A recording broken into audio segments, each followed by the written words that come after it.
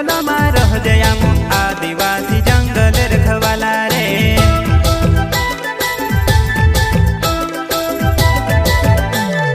चल जंगल जमीन काज पूजे रे आदिवासी दुनिया ने रखवाला रे।